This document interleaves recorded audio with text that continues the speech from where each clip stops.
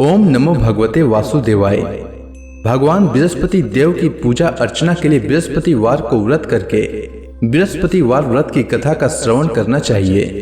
बृहस्पतिवार का व्रत करने और व्रत कथा सुनने से स्त्री पुरुषों की सभी मनोकामनाएं पूरी होती है। इस व्रत से धन संपत्ति की प्राप्ति होती है, निसंतानों को पुत्र प्राप्ति होती है, परिवार में सुख शांति बनी रहती है, सभी आनंद पूर्वक रहते हैं। इस व्रत में व्रत कथा का श्रवण करने का विशेष महत्व है। अब आइए सुनते हैं बृहस्पतिवार व्रत कथा। प्राचीन समय की बात है। भारत में एक राजा राज्य करता था। वह बड़ा प्रतापी तथा दानी था। वह नित्य प्रति मंदिर में भगवत दर्शन करने जाता था। वह ब्राह्मण और गुरु की सेवा किया करता था। उसके द्वार से कोई भी याचक निराश होकर नहीं लौटता था। वह प्रत्येक गुरुवार को व्रत रखता एवं पूजन करता था। हर दिन गरीबों की सहायता करता था। परंतु यह सब बातें उसकी रानी को अच्छी नहीं लगती थी। वह न तो व्रत करती और न किसी को एक भी पैसा दान में देती थी। वह राजा से भी ऐसा करने को मना किया करती थी। एक समय की बात है। राजा शिकार खेलने वन को चले गए। घर पर रानी और दासी थी। उस समय गुरु बृहस्पति साधु का रूप धारण कर राजा के दरवाजे पर भिक्षा मांगने आए। साधु ने रानी से भिक्षा मांगी तो वह कहने लगी, हे साधु महाराज, मैं इस दान और पुण्य से तंग आ चुकी हूँ। इस कार्य के लिए तो मेरे पति देव ही बहुत हैं। अब आप ऐसी कृपा करें कि सारा धन नष्ट हो जाए तथा मैं आराम से रह सकूं। साधु रूपी बृहस्पति देव ने कहा, हे देवी, तुम बड़ी विचित्र हो। संतान और धन से कोई दुखी नहीं होता है, इसको सभी चाहते हैं। पापी भी पुत्र और धन की इच्छा करता है। अगर तुम्हारे पास धन अधिक है तो भूखे मनुष्यों को भोजन कराओ, प्याऊ लगाओ, ब्राह्मणों को दान दो, धर्मशालाएं बनवाओ, कुआं, तालाब, बावड़ी, बाग, बगीचे आदि का निर्माण कराओ तथा निर्धनों की कुंवारी कन्याओं का विवाह कराओ, साथ ही यज्ञ आदि करो। इस प्रकार के कर्मों से आपके कुल का और आपका नाम परलोक में सार्थक होगा एवं स्वर्ग की प्राप्ति होगी। परंतु रानी साधु की इन बातों से खुश नहीं हुई। उसने कहा, हे साधु महाराज, मुझे ऐसे धन की आवश्यकता नहीं जिसको मैं अन्य लोगों को दान दूं तथा जिसको रखने और संभालने में ही मेरा सारा समय नष्ट हो जाए। साधु ने कहा, हे देवी, यदि तुम्हारी ऐसी इच्छा है तो जैसा मैं तुम्हें बताता हूं तुम वैसा ही करना। बृहस्पतिवार के दिन घर को गोबर से लिपना, अपने केसों को पीली मिट्टी से धोना, केसों को धोते समय स्नान करना, राजा से कहना वह हजामत करवाए, भोजन में मांस मदिरा खाना, कपड़ा धोबी के यहाँ धुलने देना। इस प्रकार 7 बृहस्पतिवार करने से तुम्हारा धन नष्ट हो जाएगा। यह कहकर साधु महाराज रूपी बृहस्पति देव अंतर ध्यान हो गए। रानी ने साधु के कहने के अनुसार 7 बृहस्पतिवार तक वैसा ही करने का विचार किया। साधु के बताए अनुसार कार्य करते हुए केवल 3 बृहस्पतिवार ही बीते थे कि उसकी समस्त धन संपत्ति नष्ट हो गई। भोजन के लिए दोनों समय परिवार तरसने लगा तथा सांसारिक भोगों से दुखी रहने लगा। तब वह राजा रानी से कहने लगा कि हे रानी, तुम यहाँ पर रहो, मैं दूसरे देश को जाता हूँ, क्योंकि यहाँ पर मुझे सभी मनुष्य जानते हैं, इसलिए मैं यहाँ कोई कार्य नहीं कर सकता। मैं अब परदेश जा रहा हूँ, वहाँ कोई काम धंधा करूंगा, शायद हमारे भाग्य बदल जाए।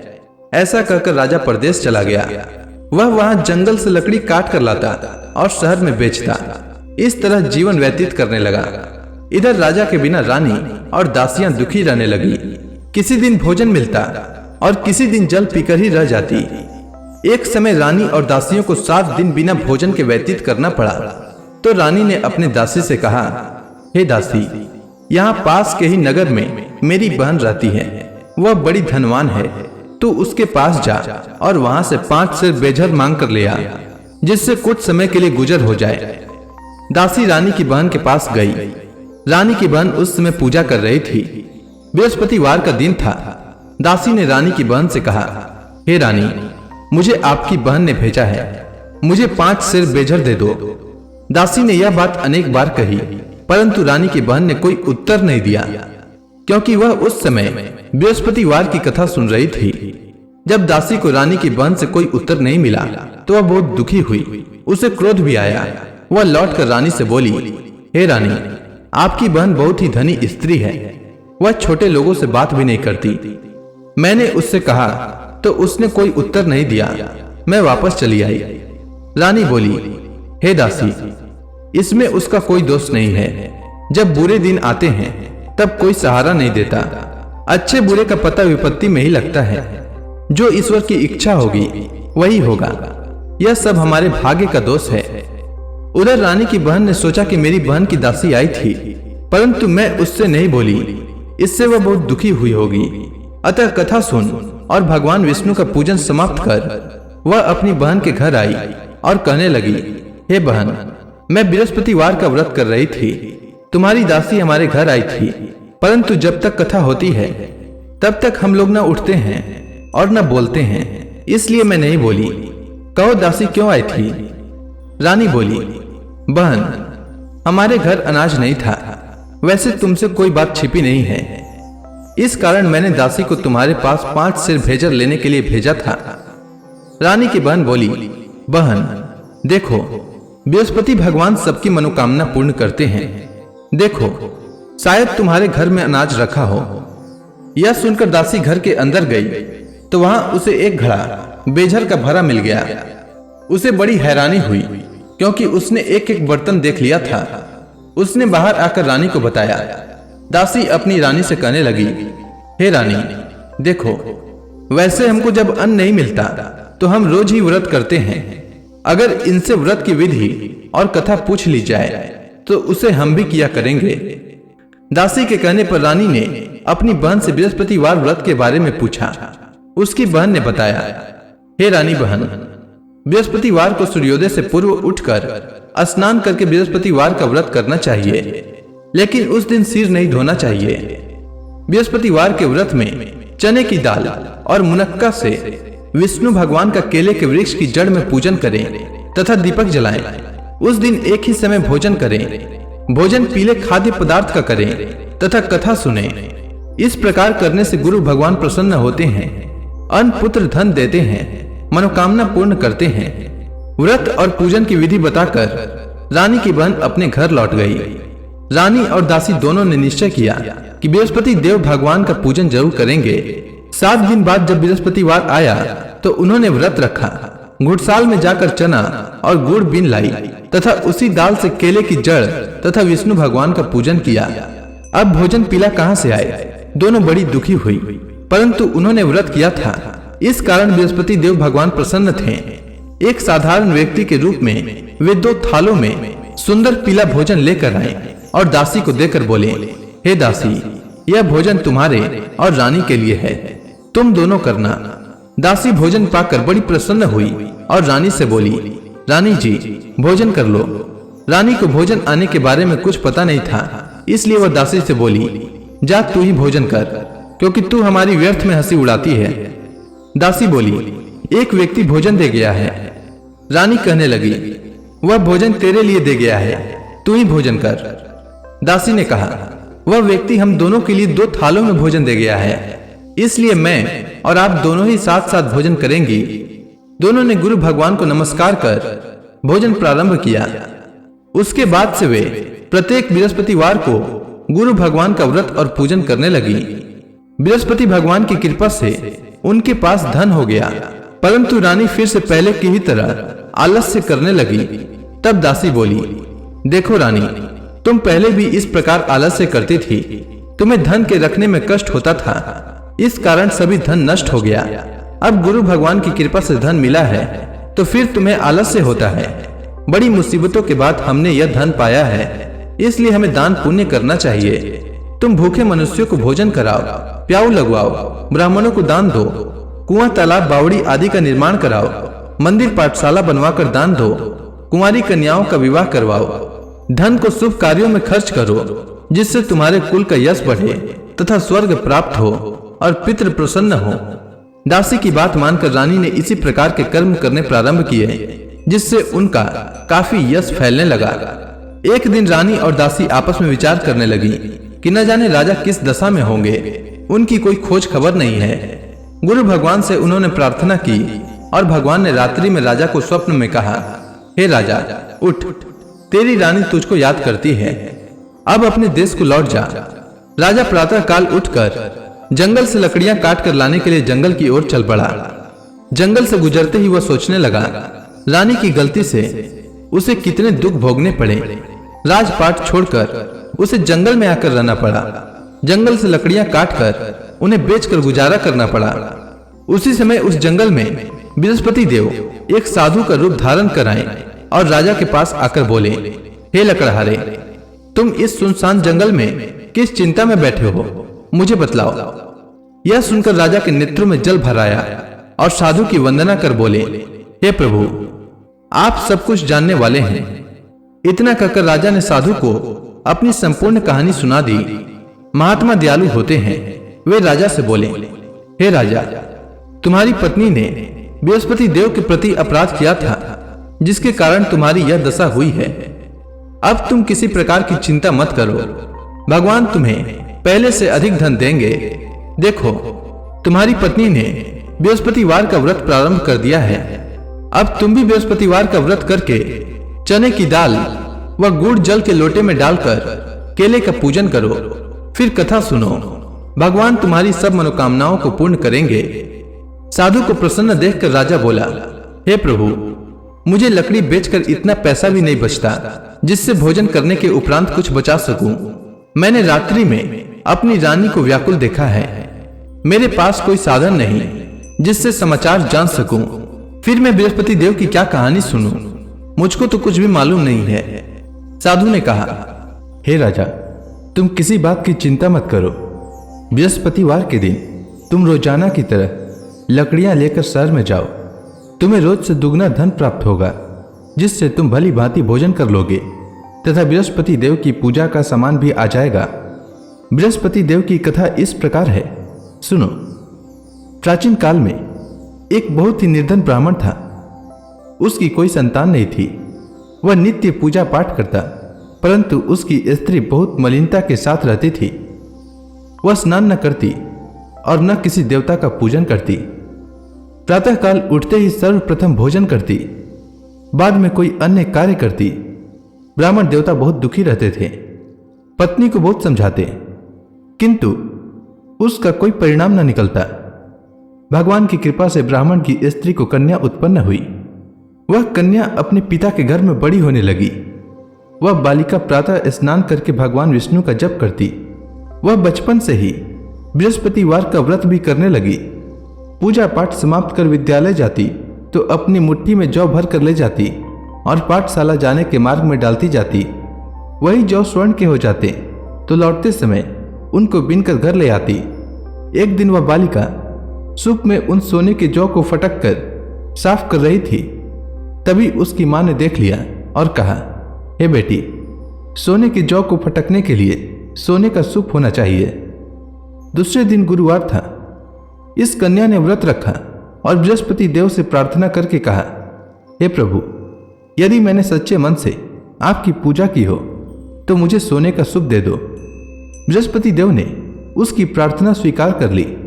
रोजाना की तरह वह बालिका जौ फैलाती हुई स्कूल चली गई। स्कूल से लौटकर जब वह जौ बीन रही थी तो बृहस्पति देव की कृपा से उसे सोने का सूप मिला।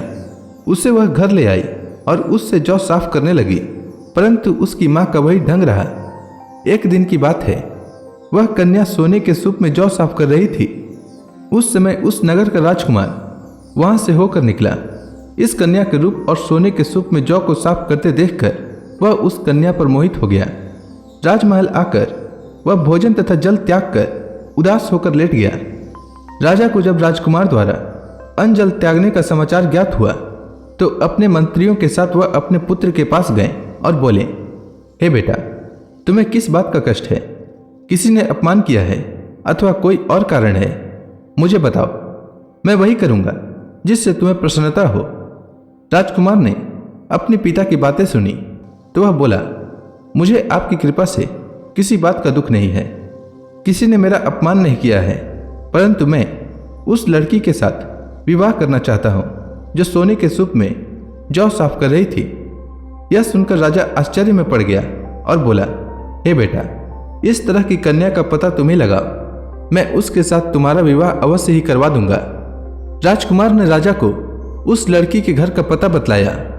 मंत्री उस लड़की के घर गया और राजा का आदेश ब्राह्मण को सुनाया। कुछ ही दिन बाद ब्राह्मण की कन्या का विवाह राजकुमार के साथ संपन्न हो गया। कन्या के घर से जाते ही उस ब्राह्मण देवता के घर में पहले की भांति गरीबी का निवास हो गया। अब भोजन के लिए भी अन्न बड़ी मुश्किल से मिलता था। एक दिन दुखी होकर ब्राह्मण अपनी पुत्री से मिलने गया। बेटी ने पिता की दुख की अवस्था को देखा और अपनी मां का समाचार पूछा। ब्राह्मण ने सभी हाल कहा। कन्या ने बहुत सा धन देकर अपने पिता को विदा कर दिया। इस तरह ब्राह्मण का कुछ समय सुखपूर्वक व्यतीत हुआ, लेकिन कुछ दिन बाद फिर वही हाल हो गया। ब्राह्मण फिर अपनी कन्या के यहाँ गया और सभी हाल कहा तो पुत्री बोली, हे पिताजी, आप माता जी को यहाँ लिवा लाओ, मैं उन्हें वह विधि बता दूंगी जिससे गरीबी दूर हो जाए। ब्राह्मण देवता अपनी स्त्री को साथ लेकर अपनी पुत्री के पास राजमहल पहुंचे तो पुत्री अपनी मां को समझाने लगी, हे मां, तुम प्रातःकाल उठकर प्रथम स्नान आदि करके विष्णु भगवान का पूजन करो तो सब दरिद्रता दूर हो जाएगी। परंतु उसकी मां ने उसकी एक बात नहीं मानी। वह प्रातःकाल उठकर अपनी पुत्री का बचा जूठन खा लेती थी। एक दिन उसकी पुत्री को बहुत गुस्सा आया। उसने एक रात एक कोठरी से सारा सामान निकाल दिया और अपनी मां को उसमें बंद कर दिया। प्रातः उसमें से उसे निकाला तो स्नान आदि करा के पूजा पाठ करवाया तो उसकी मां की बुद्धि ठीक हो गई। इसके बाद वह नियम से पूजा पाठ करती और प्रत्येक बृहस्पतिवार को व्रत रखने लगी। इस व्रत के प्रभाव से उसकी मां भी बहुत धनवान हो गई और बृहस्पति देवता के प्रभाव से स्वर्ग को गई। वह ब्राह्मण भी सुखपूर्वक इस लोक का सुख भोग कर स्वर्ग को प्राप्त हुआ। इस तरह कहानी कहकर साधु देवता वहां से लोप हो गए। धीरे धीरे समय व्यतीत होने पर फिर बृहस्पतिवार का दिन आया। राजा जंगल से लकड़ी काटकर किसी शहर में बेचने गया। उसे उस दिन और दिनों से अधिक धन मिला। राजा ने चना गुड़ आदि लाकर बृहस्पतिवार का व्रत किया। उस दिन से उसके सभी क्लेश दूर हो गए। परंतु जब अगला गुरुवार का दिन आया तो वह बृहस्पतिवार का व्रत करना भूल गया। इस कारण बृहस्पति भगवान नाराज हो गए।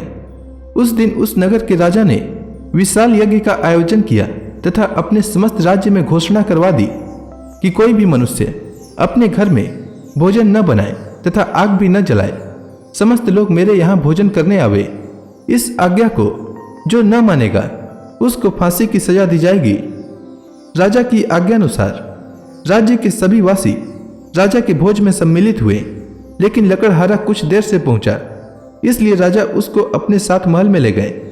जब राजा लकड़हारे को भोजन करा रहे थे तो रानी की दृष्टि उस खुटी पर पड़ी जिस पर उसका हार लटका हुआ था।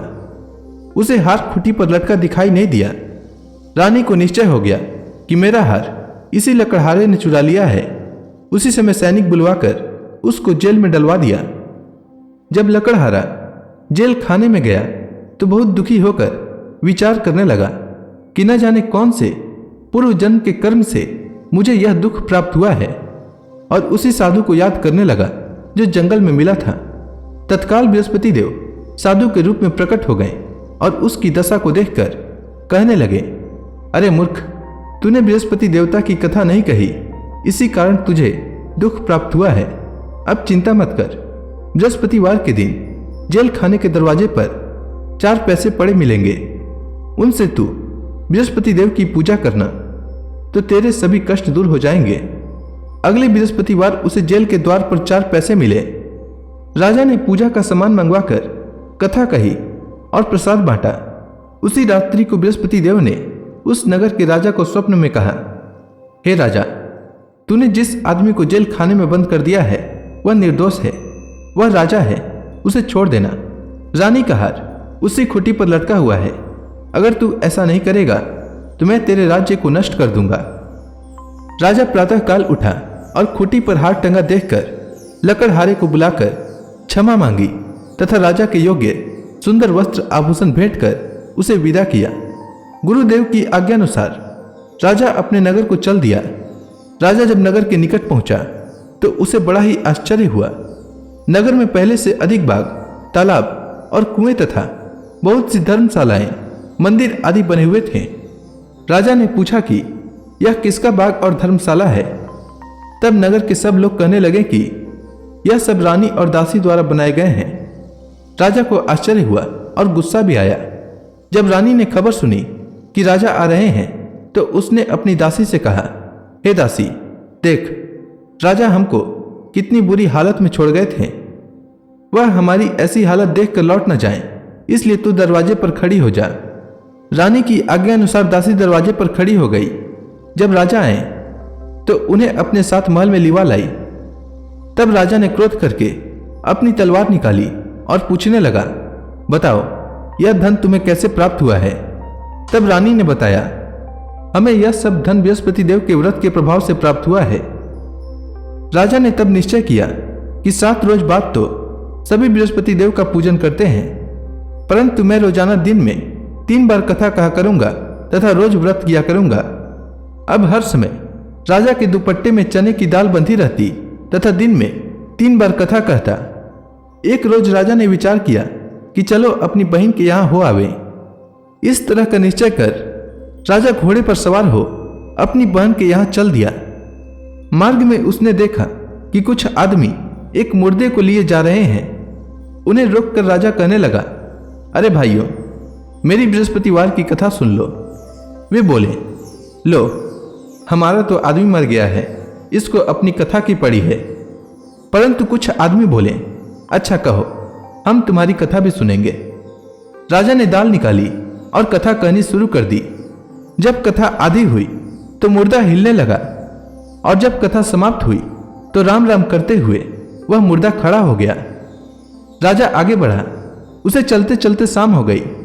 आगे मार्ग में उसे एक किसान खेत में हल चलाता मिला। राजा उससे बोला, अरे भैया, तुम मेरी बृहस्पतिवार की कथा सुन लो। किसान बोला, जब तक मैं तेरी कथा सुनूंगा तब तक 4 हरया जोत लूंगा। जा अपनी कथा किसी और को सुनाना। राजा आगे चलने लगा। राजा के हटते ही बैल पछाड़ खाकर गिर गए तथा किसान के पेट में बहुत जोर से दर्द होने लगा। उसी समय किसान की पत्नी रोटी लेकर आई। उसने जब यह देखा तब हाल पूछा। बुढ़िया दौड़ी दौड़ी उस घुड़सवार के पास गई और उससे बोली, मैं तेरी कथा सुनूंगी, तू अपनी कथा मेरे खेत पर ही चलकर कहना। राजा ने लौटकर बुढ़िया के खेत पर जाकर कथा कही, जिसके सुनते ही बैल खड़े हो गए तथा किसान के पेट का दर्द भी बंद हो गया। राजा अपनी बहन के घर पहुंच गया। बहन ने भाई की खूब मेहमानी की। दूसरे रोज प्रातःकाल राजा जागा तो वह देखने लगा कि सब लोग भोजन कर रहे हैं। राजा ने जब अपनी बहन से पूछा कि ऐसा कोई मनुष्य है जिसने भोजन नहीं किया हो जो मेरी बृहस्पतिवार की कथा सुन ले, तो बहन बोली, हे भैया, यह देश ऐसा ही है। पहले यहाँ के लोग भोजन करते हैं, बाद में अन्य काम करते हैं। अगर पड़ोस में कोई हो तो देखाती हूं। ऐसा कहकर बहन देखने चली, परंतु उसे कोई भी ऐसा व्यक्ति नहीं मिला जिसने भोजन न किया हो। वह एक कुम्हार के घर गई जिसका लड़का बीमार था। उसे मालूम हुआ कि उसके यहाँ 3 दिन से किसी ने भोजन नहीं किया है। रानी ने अपनी भाई की कथा सुनने के लिए कुम्हार से कहा। वह तैयार हो गया। राजा ने जाकर बृहस्पतिवार की कथा कही, जिसको सुनकर उसका लड़का ठीक हो गया। अब तो राजा की प्रशंसा होने लगी। एक दिन राजा ने अपनी बहन से कहा, हे बहन, मैं अपने घर जाऊंगा, तुम भी तैयार हो जाओ। राजा की बहन ने अपनी सास से अपने भाई के साथ जाने की आज्ञा मांगी। सास बोली, चली जा, परंतु अपने लड़कों को मत ले जाना, क्योंकि तेरे भाई को कोई संतान नहीं होती है। बहन ने अपने भाई से कहा, हे भैया, मैं तो चलूंगी, परंतु कोई बालक नहीं जाएगा। राजा ने कहा, जब कोई बालक नहीं चलेगा तब तुम जाकर ही क्या करोगी? दुखी मन से राजा अपने नगर को लौट आया। राजा ने अपनी रानी से कहा, हम निसंतान हैं, इसलिए कोई हमारे घर आना पसंद नहीं करता। इतना कह वह बिना भोजन आदि किए शैया पर लेट गया। रानी बोली, हे प्रभु, बृहस्पति देव ने हमें सब कुछ दिया है, वे हमें संतान भी अवश्य देंगे। उसी रात बृहस्पति देव ने राजा को स्वप्न में कहा, हे राजा, उठ, सभी सोच त्याग दे, तेरी रानी गर्भवती है। राजा को यह जानकर बड़ी खुशी हुई। 9वें महीने रानी के गर्भ से एक सुंदर पुत्र पैदा हुआ। जब राजा की बहन ने यह शुभ समाचार सुना तो वह बहुत खुश हुई तथा बधाई लेकर अपने भाई के यहाँ आई। तभी रानी ने कहा, घोड़ा चढ़कर नहीं आई, गधा चढ़ी आई। रानी की बहन बोली, भाई मैं इस प्रकार न कहती तो तुम्हें औलाद कैसे मिलती। बृहस्पति देव ऐसे ही हैं, जिसके मन में जो कामनाएं रहती है सभी को पूर्ण करते हैं। जो सद्भावना पूर्वक बृहस्पतिवार का व्रत करता है एवं यह कथा पढ़ता है अथवा सुनता है और दूसरों को सुनाता है, बृहस्पति देव उसकी सभी मनोकामना पूर्ण करते हैं। बृहस्पति देव उनकी सदैव रक्षा करते हैं। जो संसार में सद्भावना व सच्चे हृदय से बृहस्पति देव का पूजन करते हैं, उनकी सभी मनोकामनाएं उसी प्रकार पूर्ण होती है जैसे रानी और राजा ने बृहस्पति देव की कथा का गुणगान किया। उनकी सभी इच्छाएं बृहस्पति देव ने पूर्ण की। मनुष्य को हृदय से उनका मनन करते हुए जयकारा करना चाहिए। तो प्रेम से बोलिए, बृहस्पति देव की जय, विष्णु भगवान की जय, समस्त देवी देवताओं की जय।